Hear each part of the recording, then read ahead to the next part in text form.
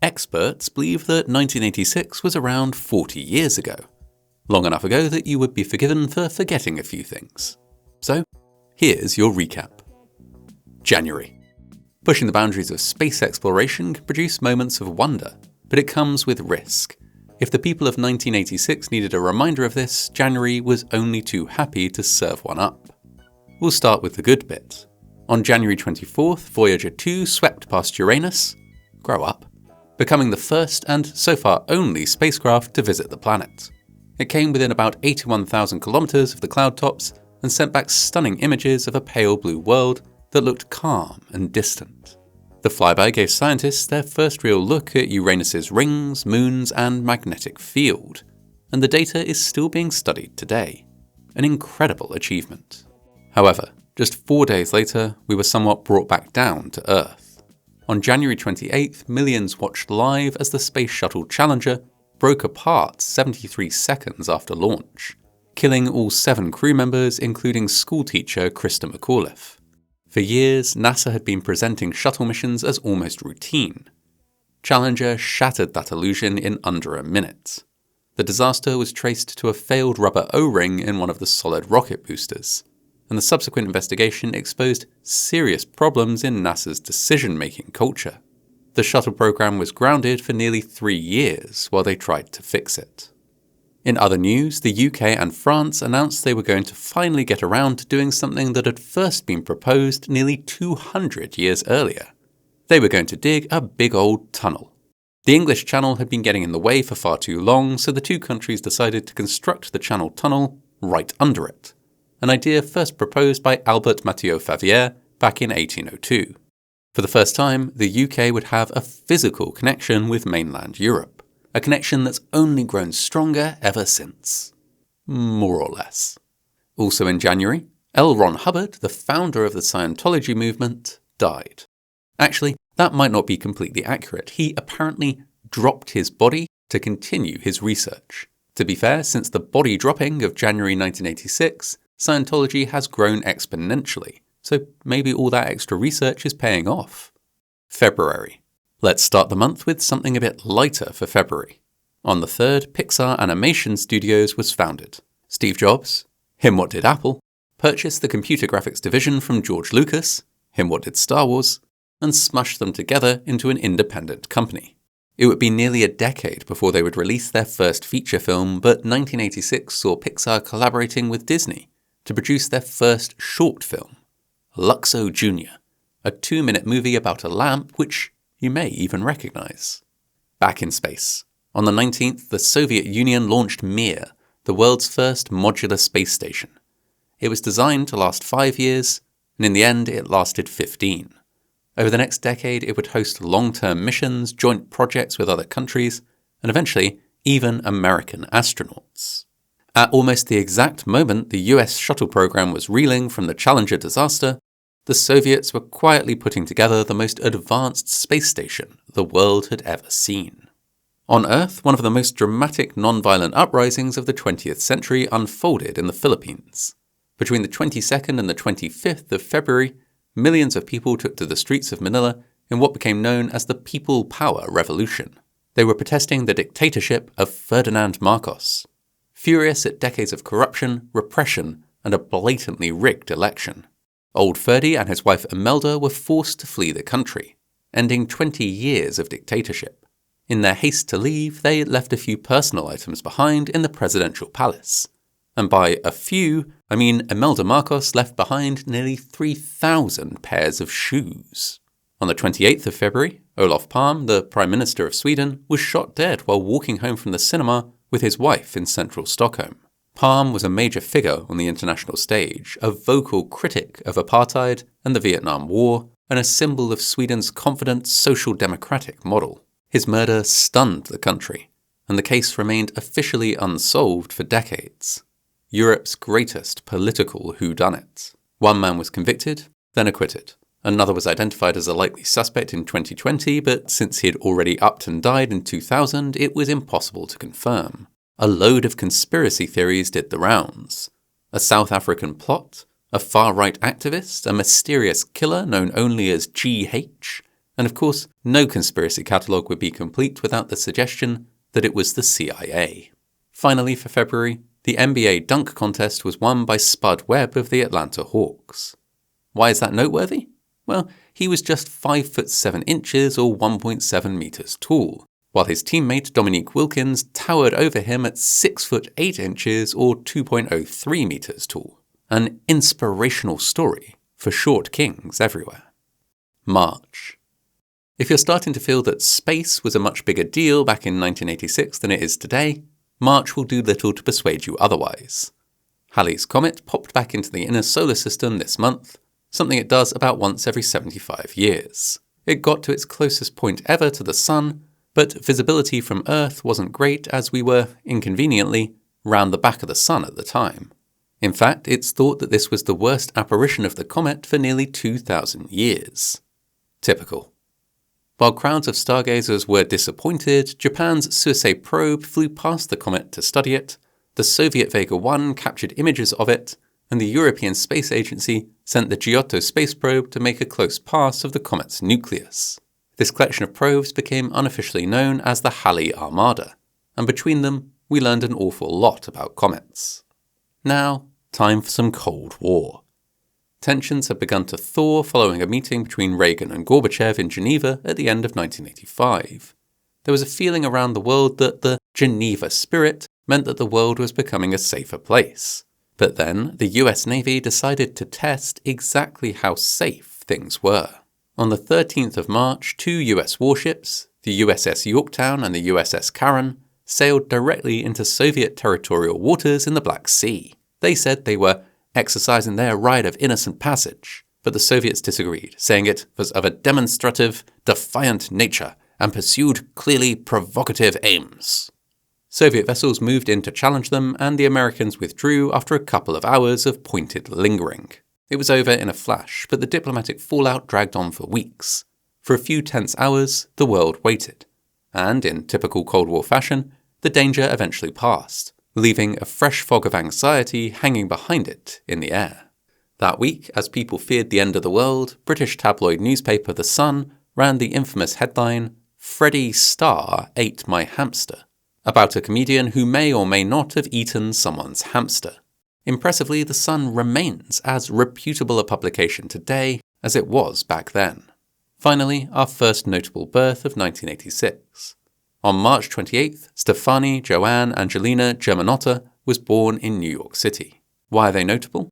Well, they had a rebrand and became one of the most influential pop stars of the 21st century. April. Let's start with some hard-hitting politics.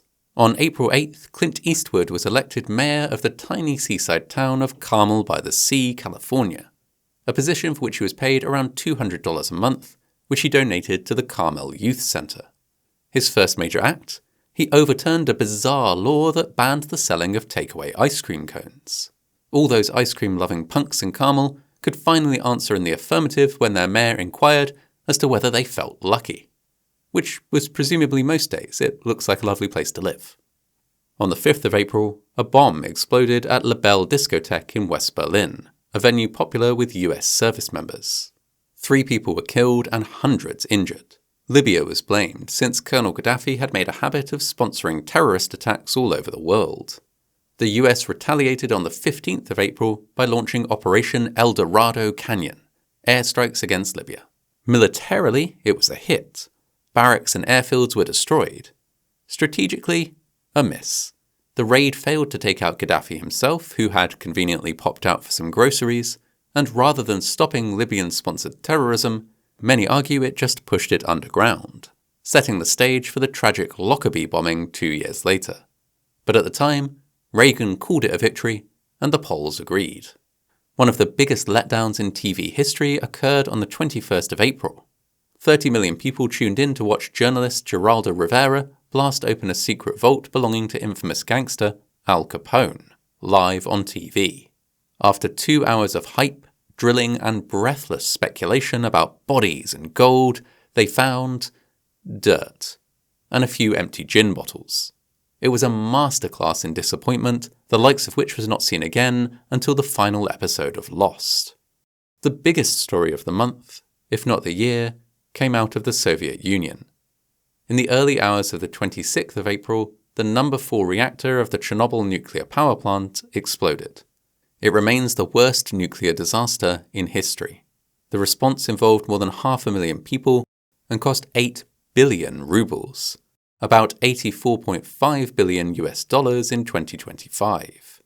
It released 400 times more radioactive material than the Hiroshima bomb. Within a few hours of the explosion, people in the nearby city of Pripyat began to feel ill. Eventually, the city was evacuated, but it still took a day and a half for the rest of the world to find out. The Soviet authorities said nothing. The first sign that something was wrong was when the Swedish Radiation Safety Authority, over 1,000 kilometers away, saw high radiation levels and thought something was wrong with their nuclear plants. Then they realized the wind was blowing from the USSR. There isn't enough time in this video to fully describe the devastation and long-term impact of this disaster. The full cleanup isn't expected to be finished until 2065. May 1986 provided some much-needed escapism. It was the month that Top Gun was released in the US, a massive commercial hit that has somehow also managed to become a cult classic. It propelled Tom Cruise to Hollywood stardom and had a real-world impact too. It was reported that recruitment rates rose by 500% following the release, and sales of aviators rose by 40%. That wasn't it for the lighter news in May. On the 25th, Memorial Day in the US, Hands Across America took place. This was basically a giant human chain all the way across the country, which was in an effort to raise money for charities fighting hunger and homelessness. Did it work? Well, about 5 million people showed up, which is impressive. But since the US has a lot of empty space, deserts, mountains, the entire state of Texas, there were massive gaps in the line. Organizers had to use miles of ribbon to connect people in the lonely bits. Participants stood together for 15 minutes, sang "We Are the World," donated $10, and then went home, finally having solved poverty forever. They raised about $15 million, slightly less than the organizers had hoped. Across the pond, the UK music charts were suffering a nervous breakdown. On May 17th, the satirical puppet show Spitting Image reached number 1 with The Chicken Song. It was a parody of annoying summer holiday songs, which, in a twist of irony at which the British excel, became an annoying summer holiday song itself.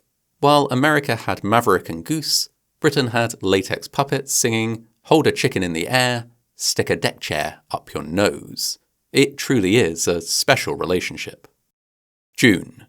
If you have any passing interest in football, aka soccer, or your English, then you'll know that June 1986 belonged to one man and one man only. The 1986 World Cup was taking place in Mexico, and Diego Maradona was stealing the show. The quarter-final between England and Argentina was a true grudge match, with the Falklands War still fresh in everyone's mind. Maradona won the game almost single-handedly for his country, with 2 goals that couldn't have been more different. For the first, the ball was played high into the England penalty area. The goalkeeper, Peter Shilton, came out to catch the ball, but before he made contact, Maradona punched the ball into the goal. With his hand. The referee didn't notice that part though, and so the goal was given. 4 minutes later, he dribbled past 5 England players to score one of the greatest goals in World Cup history. A genius, a cheat, a maverick, a hero, a villain, Diego Maradona was all of these things, in those 4 minutes, and in his entire career. Argentina went on to win the match, and then the World Cup, with Maradona being awarded the Player of the Tournament award. England fans have still not fully gotten over this. Some things are more important than football, even the World Cup, and that was brought home at the end of the month when the Supreme Court ruled on the Bowers versus Hardwick case. In a 5-4 verdict, they upheld laws that criminalized homosexual acts. At the height of the AIDS crisis, this was a devastating blow for the gay rights movement, but it also acted as a lightning rod. It sparked widespread protests and activism. It took nearly 2 decades, but the ruling was eventually overturned in 2003. Meanwhile, the world was still grappling with the fallout from Chernobyl. In June, work began on the first concrete sarcophagus around the destroyed reactor. It was built under extreme conditions, often by workers given dangerously high radiation exposure and little long-term information about the risks. This temporary solution lasted nearly 30 years. July. Some very familiar faces from the front pages of the world today were making their mark back in July 1986. First off, we have the artist formerly known as Prince Andrew. On the 23rd of July, 500 million people around the world tuned in to watch him marry Sarah Ferguson. If Charles and Diana were the fairy tale, Andrew and Fergie were the slightly over-the-top rom-com spin-off. The press at the time hailed them as a breath of fresh air for the royal family. A timely reminder, if you needed one, that you shouldn't believe everything you read in the paper. Over in the US, the National Football League was playing out a courtroom drama with a rival league, the United States Football League, or USFL, led by the incredibly loud owner of the New Jersey Generals, Donald Trump. He claimed that the NFL was an illegal monopoly, and unbelievably, the jury agreed. However, as the USFL had mismanaged its business, it was awarded damages of $1. This was then tripled, bringing the grand total to $3.76 with interest added. The USFL had spent millions on legal fees, and it basically folded after the verdict. The cloud of the Chernobyl disaster still hung over Europe. July saw Soviet authorities expand the exclusion zone around the reactor, permanently evacuating dozens of villages. Entire communities disappeared from maps, and the idea of a temporary evacuation, quietly, became permanent. Also in July, the Statue of Liberty celebrated her 100th birthday, and Aliens was released, the hugely successful sequel to Alien. And Lindsay Lohan was born on the 2nd. August. Who doesn't love an art heist? In Melbourne, Australia, on the 2nd of August, Picasso's The Weeping Woman was stolen from the National Gallery of Victoria. Thieves snuck into the gallery, took the painting, and left undetected. In 1973, the gallery had bought it for $1.3 million. So, did the thieves run off into the sunset to live off their spoils? Absolutely not. This was not about money. It was far more mundane than that. Arts Minister Race Matthews received a letter which took credit for the theft and said it was in protest at the poor state of fine arts funding. A second letter followed shortly and began, "Dear, oh dear, Race Matthews, you tiresome old bag of swamp gas." Insults aside, they demanded more funding for the arts. But the Australian government does not negotiate with art critics. Eventually, the painting was recovered, completely unharmed and carefully packaged, in a locker at Melbourne train station. The thieves were never caught, and in another anonymous letter, they explained that they just wanted to raise awareness about arts funding. On a much darker note, August 20th gave the English language a grim new phrase. In Edmond, Oklahoma, a postal worker named Patrick Sherrill walked into his workplace and shot 14 co-workers, and then himself. It was a shocking tragedy that, combined with a string of similar incidents at post offices over the next decade, eventually gave rise to the American slang term, going postal.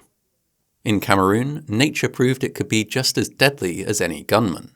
On August 21st, Lake Nyos, a crater lake sitting on top of a pocket of magma, exploded. But not with lava. The lake released a massive, invisible cloud of carbon dioxide gas.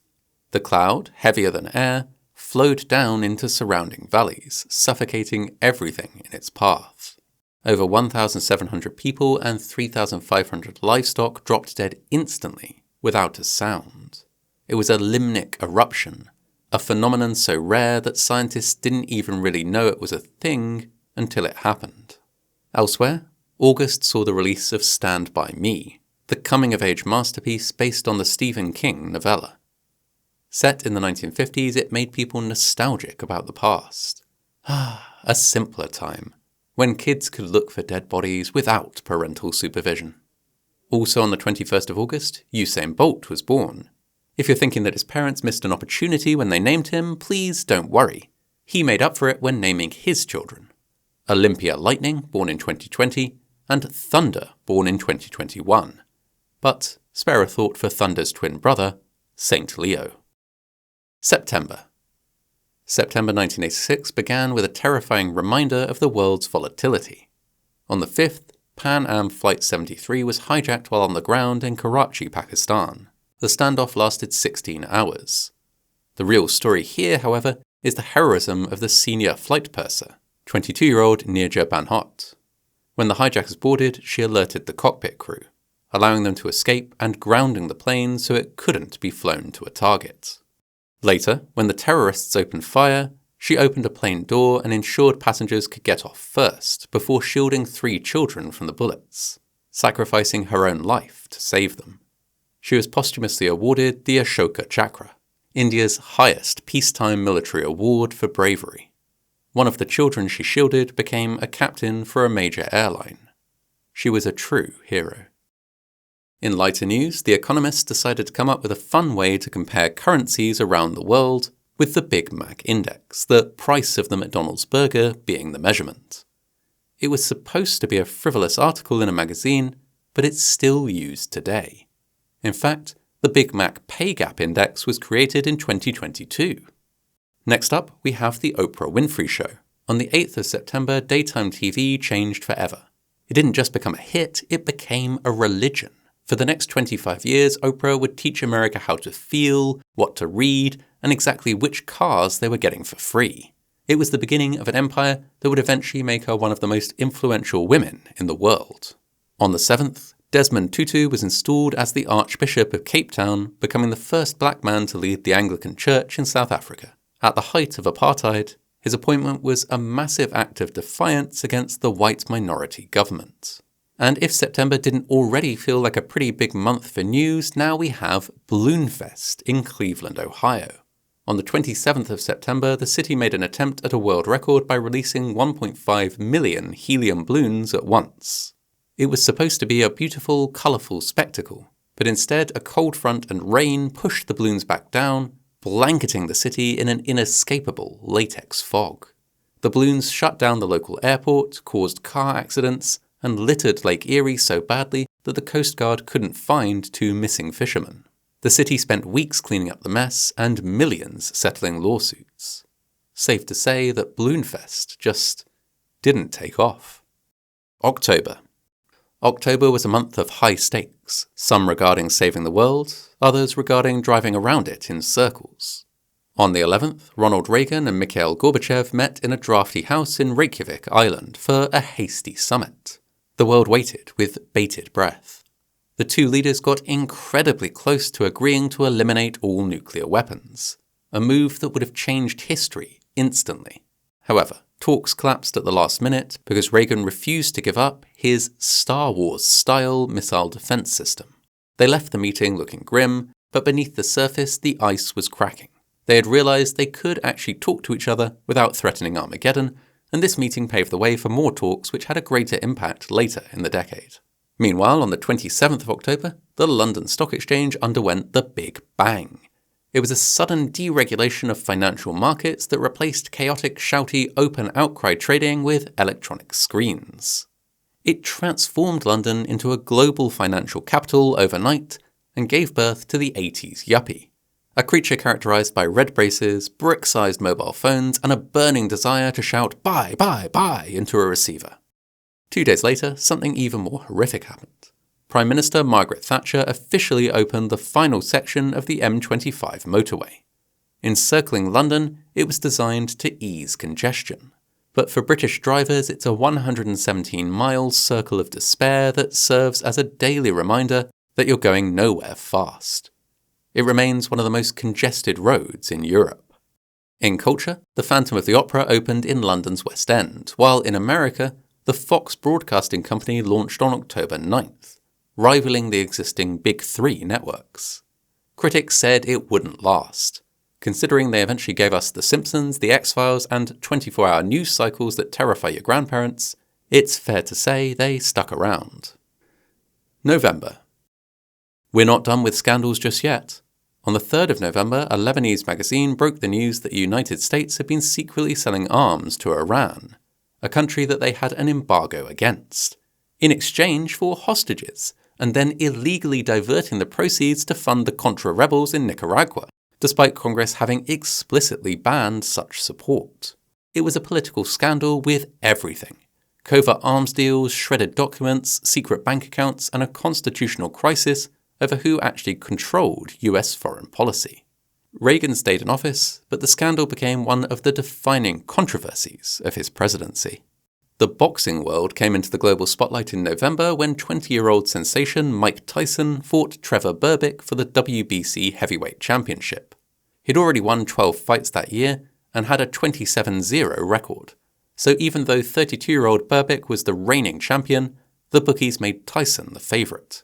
And they were right. The fight lasted less than 2 rounds, and Tyson became the youngest man ever to win a major heavyweight title in the history of the sport.